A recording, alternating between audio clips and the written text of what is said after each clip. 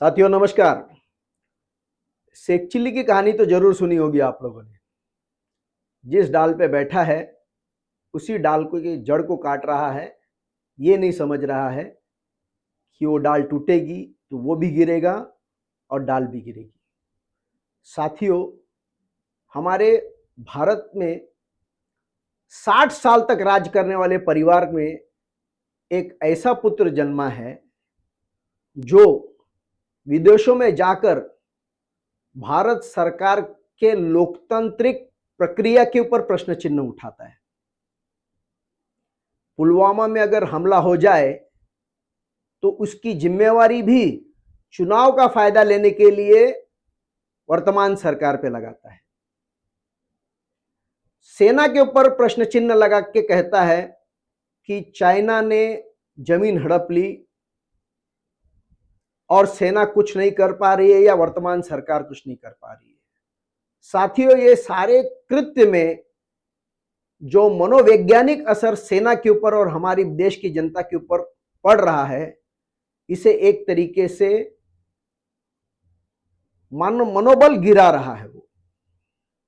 साथियों, भारत के चुनाव कराने के लिए जो प्रक्रिया, जो संस्थान है चुनाव आयोग, पूरे विश्व में प्रख्यात है, विख्यात है कि इनकी तरीके से सफाई से चुनाव और इतने बड़े देश में चुनाव कराने का जो कौशल उनके पास में है वो किसी और के पास नहीं है।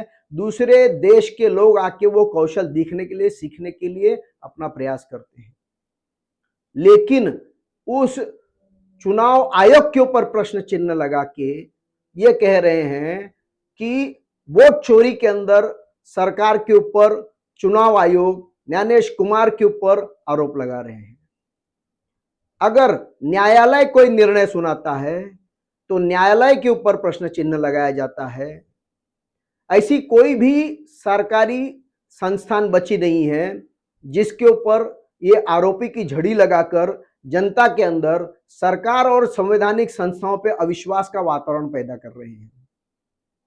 और इच्छा भी ये है कि उनको इसी देश का प्रधानमंत्री बनना है।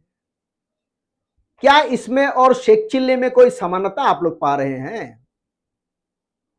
आज आप देख रहे हैं किस तरीके से मीडिया को भी गोदी मीडिया कहा जा रहा है।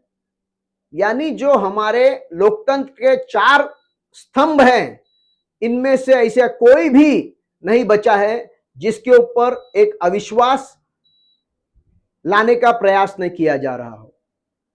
और एक चीज ध्यान देने वाली बात है साथियों, कोई भी दूसरा नेता, कोई भी दूसरी पार्टी उस गंभीरता से इन आरोपों को ना तो ले रही है ना तो उनका समर्थन कर रही है। बिहार चुनाव में 16 दिन की यात्रा जिसमें बार बार आरोप किया गया कि वोट चोर गद्दी छोड़, यशस्वी प्रधानमंत्री मोदी जी के ऊपर आरोप लगाए गए। आरजेडी की वहां पे अच्छा जनाधार है,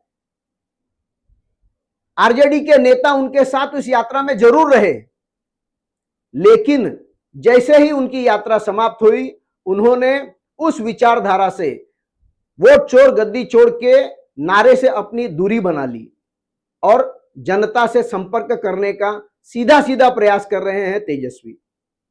लेकिन ये जो हमें पप्पू के रूप में एक शेख चिल्ली मिला है, ये उसी देश का नुकसान कर रहा है जिस देश के अंदर उसके परिवार ने 60 साल तक राज किया। और अब उस पार्टी की या उनकी ऐसी इच्छा है कि इस देश का वो नेतृत्व करें, लेकिन ऐसा कोई भी मौका वो छोड़ नहीं रहे हैं जहां पे भारत की अर्थव्यवस्था को, भारत के कानून को, भारत के प्रशासन को बदनाम करें। साथियों, अमेरिका के राष्ट्रपति ने भारत की अर्थव्यवस्था को डेड इकोनॉमी डिक्लेयर किया। आश्चर्य की पराकाष्ठा हो गई जब यहां पे हमारे एलओपी ने उसका समर्थन कर दिया। सोचिए, जो जिस देश का नागरिक, जिस देश का नेता, जिस देश के प्रथम परिवार का वारिस उसी देश के ऊपर ऐसे आरोप का समर्थन कर रहा है तो वो आज के जमाने का शेख चिल्ली नहीं है तो और क्या है। साथियों, अगर आप मेरे विचारों से सहमत हैं तो अपना कमेंट जरूर करें, लाइक करें, सब्सक्राइब करें। धन्यवाद। जय श्री राम।